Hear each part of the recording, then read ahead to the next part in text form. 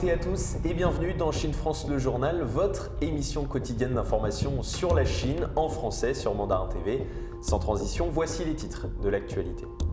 La Russie soutient la Chine. Sergueï Lavrov, le ministre des Affaires étrangères russe, s'indigne des sanctions occidentales à l'égard de Beijing. Xi Jinping poursuit sa visite dans le Fujian. Le président était dans la ville de Sanming mardi pour y visiter un hôpital. Le premier médicament anti-VIH développé par la Chine, bientôt sur le marché international, il devrait être exporté dans plus de 60 pays. En réponse au Covid-19, la Chine étend ses politiques d'allègement fiscal. L'objectif est d'aider les entreprises à surmonter les difficultés et à poursuivre leur croissance. La Chine multiplie le nombre de silos sur son territoire. Ils contiennent des missiles nucléaires capables de toucher une cible à plus de 10 000 km. Huawei se hisse en tête du classement Hurun en tant que meilleure société chinoise de biens de consommation. Le géant mobile est évalué à 168,96 milliards de dollars. Et on commence ce journal avec le soutien de la Russie envers la Chine après les sanctions de l'Union européenne à son encontre. Alors que Wang Yi et son homologue russe sont parvenus à un consensus stratégique mardi, Sergueï Lavrov en a profité pour dénoncer les sanctions infligées à Beijing, un moyen de montrer que les deux pays font front commun face aux pressions occidentales. Le conseiller d'État et ministre des Affaires étrangères de la Chine, Wang Yi, s'est entretenu mardi avec le ministre russe des Affaires étrangères, Sergueï Lavrov, et les deux parties sont parvenues à un consensus stratégique. Les entretiens qui ont eu lieu à Guilin, ville de la région autonome Zhuang du Guangxi, au sud de la Chine, étaient la 51e rencontre entre Wang Yi et Sergueï Lavrov. Quelle que soit l'évolution de la situation internationale, la coordination stratégique globale entre les deux pays ne fera que se renforcer et s'étendre au lieu de s'affaiblir ou de se réduire, a annoncé le ministre chinois des Affaires étrangères. Les deux parties ont convenu que l'orientation stratégique des deux chefs d'État constituait la force politique des liens bilatéraux et la lutte conjointe contre la pandémie avait encore renforcé l'amitié traditionnelle entre les peuples des deux pays. Les deux parties ont également convenu que la coopération pragmatique avait fortement stimulé le développement économique et social des deux pays et que leur coordination internationale avait apporté stabilité et énergie positive au monde. Les deux ministres des Affaires étrangères ont signé des accords de coopération bilatérale ainsi qu'une déclaration commune sur la gouvernance mondiale à l'issue de leurs entretiens, appelant la communauté internationale à mettre de côté les divergences, à construire un consensus, à renforcer la coordination et à sauvegarder la paix mondiale et la stabilité géostratégique. Sergueï Lavrov a dénoncé les sanctions illégitimes qui ont été imposées par les États-Unis et leurs alliés envers Pékin, selon lui, et les a qualifiées de méthodes destructrices dignes de la guerre froide. De son côté, Xi Jinping continue sa visite dans le Fujian. Le président chinois s'est rendu dans la ville de Sanming pour y visiter un hôpital qui mène des réformes médicales. La santé comme la lutte contre la pauvreté étant l'une des priorités du 14e plan quinquennal. Le président chinois Xi Jinping a poursuivi mardi sa tournée dans la province du Fujian, dans le sud-est de la Chine, avec une visite de la ville de Sanming. Lors de la visite d'un hôpital qui mène des réformes médicales et de soins de santé, Xi Jinping a déclaré que la santé était le principal indicateur de la vie heureuse des gens. Il a également inspecté un centre pour les droits de propriété rurale afin d'en savoir plus sur les efforts visant à renforcer le système d'occupation forestière. Lors d'une visite dans un district célèbre pour la production de snacks, il a appelé l'industrie à soutenir la revitalisation rurale. La collation de Shangxian sont très populaires. Je suis ici pour voir quelle est la situation actuelle et les perspectives des collations de Shangxian et pour explorer et améliorer sur la base des réalisations existantes. Aujourd'hui, l'urbanisation et la revitalisation des zones rurales ont besoin de vos efforts. J'espère que vous continuerez à montrer la voie, a conclu Xi Jinping. Soigner les patients du VIH, c'est ce que promet un nouveau vaccin développé par Frontier Biotech, un producteur pharmaceutique chinois. L'entreprise chinoise envisage d'exporter le médicament dans plus de 60 pays d'Asie, d'Afrique, d'Europe et d'Amérique du Sud. Le premier médicament développé par la Chine pour le traitement de l'infection par VIH a été approuvé par l'autorité sanitaire de l'Équateur pour entrer sur le marché du pays, selon le producteur pharmaceutique Frontier Biotech. Iconic a été approuvé par le Bureau national de contrôle des produits alimentaires et pharmaceutiques en 2018. Il peut être utilisé avec d'autres médicaments antirétroviraux pour soigner les patients du VIH. Selon Frontier Biotech, basé à Nanjing dans l'est de la Chine, l'accès au marché de l'Équateur est la première entrée sur un marché étranger de ce nouveau médicament. Les données des essais cliniques montrent qu'Iconic est efficace contre les principales souches du VIH, dont des virus résistants, et que son efficacité est durable. L'entreprise chinoise a indiqué envisager d'exporter le médicament dans plus de 60 pays d'Asie, d'Afrique, d'Europe et d'Amérique du Sud. En réponse à un autre virus, le Covid-19, cette fois, la Chine a décidé d'étendre ses politiques d'allègement fiscal. L'objectif est de soutenir davantage la prévention et le contrôle de l'épidémie, tout en aidant les entreprises à surmonter les difficultés et à poursuivre leur croissance. La Chine a annoncé mardi une extension des politiques d'allègement fiscal lancées l'année dernière en réponse à l'épidémie de Covid-19. Cette extension vise à soutenir davantage la prévention et le contrôle de l'épidémie, tout en aidant les entreprises à surmonter les difficultés et à poursuivre leur croissance, selon une circulaire publiée conjointement par le ministère des Finances et l'administration d'État des Affaires fiscales. Les politiques qui soutiennent les propriétaires d'entreprises individuelles et d'industries cinématographiques, ainsi que celles qui concernent les revenus personnels, seront prolongées jusqu'à la fin de 2021. La politique relative à l'impôt sur les donations sera prolongée jusqu'à la fin du mois de mars. Depuis l'épidémie de Covid-19 en 2020, la Chine a rapidement lancé une série de politiques fiscales préférentielles pour contrer le stress du Covid-19. La Chine est devenue la seule grande économie du monde à enregistrer une croissance positive l'année dernière. Et justement, en raison de la pandémie, la Chine se barricade. Depuis 1 an, les personnes souhaitant entrer dans le pays se heurtent à de multiples restrictions. Quatorzaine obligatoire, test anal. Ces obligations perturbent parfois l'activité des entreprises et la vie de milliers d'étudiants chinois. Un choix qui s'avère malgré tout concluant puisque les chiffres sont bien meilleurs que ses voisins. Depuis le début de la pandémie, les personnes qui souhaitent se rendre en Chine se heurtent à des obstacles redoutables. Les conditions imposées par les autorités perturbent l'activité des entreprises, séparent les familles et bouleversent la vie de milliers d'étudiants étrangers. Depuis 1 an, les personnes souhaitant entrer en Chine se heurtent à certaines des barrières les plus redoutables au monde. Pour arrêter le coronavirus, la Chine interdit l'accès à son territoire aux touristes et aux personnes en voyage d'affaires de courte durée et impose des conditions draconiennes à tous les autres étrangers, même ceux qui vivent sur son sol depuis des années. Ces restrictions perturbent l'activité des entreprises, séparent les familles et bouleversent la vie de milliers d'étudiants étrangers.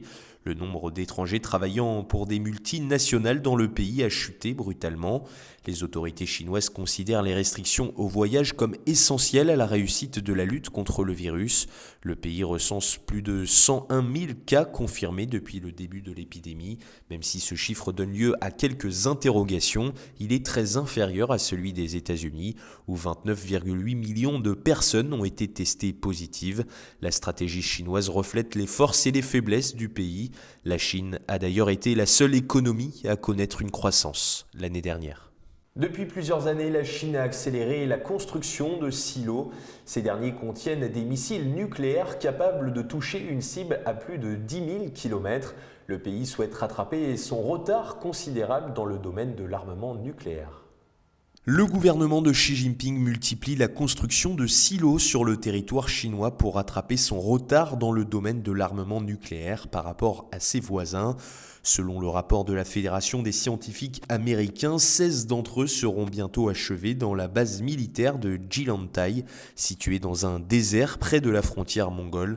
Ces derniers contiendront des missiles DF-41 capables de toucher une cible à plus de 10 000 km et des missiles DF-31 AG possédant une portée encore plus grande de 14 000 km.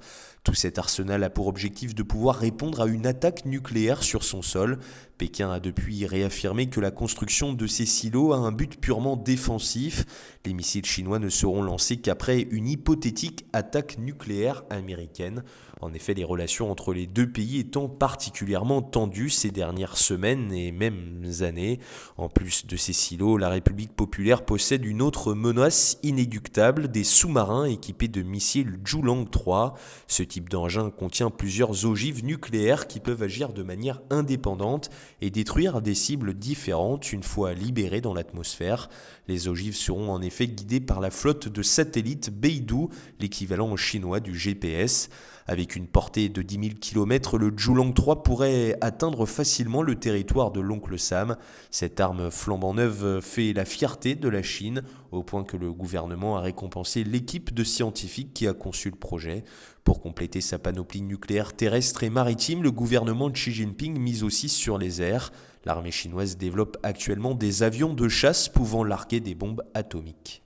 Selon un rapport publié par Hurun, le géant chinois des télécommunications, Huawei, est la meilleure société de biens de consommation en Chine. Bien que Huawei soit surtout connu pour la technologie 5G, la plus grande partie de son chiffre d'affaires provient encore des ventes de biens de consommation. Le groupe est aujourd'hui évalué à 1,1 trillion de yuans, soit plus de 168,96 milliards de dollars. Le géant chinois des télécommunications Huawei était classé comme meilleure société de biens de consommation en Chine selon un rapport publié par Hurun. Selon ce rapport, Huawei était évalué à 1,1 trillion de yuan, soit 168,96 milliards de dollars, sur la base de la valorisation boursière de la société se terminant le 9 mars 2021. Bien que Huawei soit surtout connu pour la technologie 5G, la plus grande partie de son chiffre d'affaires provient encore des ventes de biens de consommation selon le rapport. Huawei est salué par le rapport comme l'entreprise avec la transformation la plus réussie en Chine et l'entreprise privée la plus prospère dans le secteur de la consommation, en dépit de ses récents défis de pénurie de puces. Grâce à cette liste des 100 premières entreprises de consommation, nous pouvons constater la transformation et la modernisation réussie de l'industrie manufacturière chinoise. De nombreuses entreprises sur la liste sont devenues les entreprises de référence dans la fabrication de pointe de la Chine, a déclaré le rapport. Suivent Midea, le fabricant chinois d'appareils ménagers, avec environ 580 milliards de yuan d'évaluation, et Haitian Flavoring Company, fabricant de sauces et de condiments. Le nouveau fabricant chinois de véhicules à faible émission, BYD, s'est classé 4e avec 490 milliards de yuan.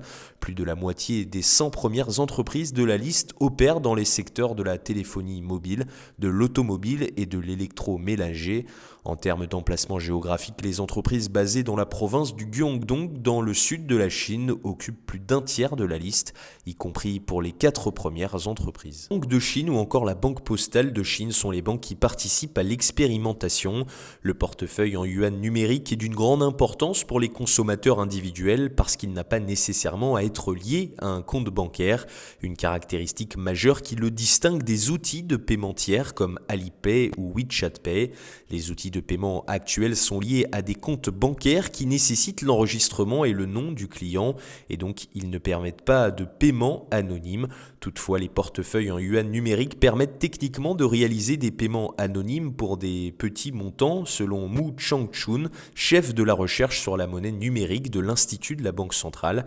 S'exprimant au Forum de développement de la Chine le 22 mars, il a rejeté les préoccupations de violation de la vie privée des utilisateurs en certifiant que la monnaie numérique a le plus haut niveau de protection de la vie privée parmi les outils de paiement existants.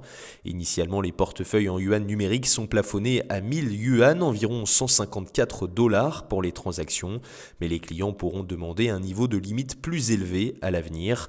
Le yuan numérique soutenu par la Banque centrale est actuellement en test à Beijing, Shenzhen dans la province du Guangdong, Suzhou dans la province du Jiangsu et à Chengdu dans la province du Sichuan.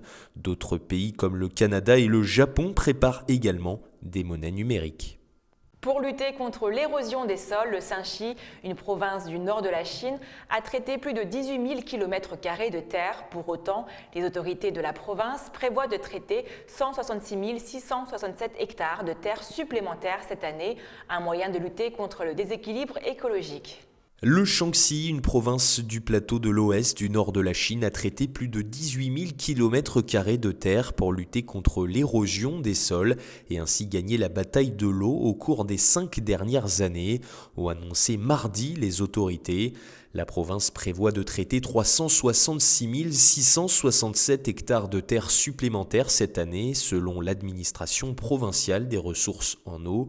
Le plateau de l'Ouest était en proie à l'érosion chronique des sols, ce qui a entraîné un déséquilibre écologique. Chaque année, des dizaines de millions de tonnes de boue et de sable sont entraînées dans le fleuve Jaune, ce qui en fait la majeure partie du limon qui a donné son nom à la rivière. Grâce aux efforts de conservation de l'eau et des sols au cours des dernières années, comme les projets de boisement, la quantité de sable qui s'insérait dans le fleuve Jaune à partir de la province est tombée de quelques 400 millions de tonnes au début des années 1950 à moins de 20 millions de tonnes par année. Le taux de couverture forestière a grimpé de 2,4% au début des années 1950 à 23,18% en 2019. C'est la fin de notre journal. Merci à tous de nous avoir suivis. Et n'oubliez pas de vous abonner à notre chaîne YouTube et de cliquer sur la petite cloche en bas à droite de notre vidéo pour ne rien rater des dernières nouveautés de Mandarin TV. Très belle journée ou très belle soirée sur Mandarin TV.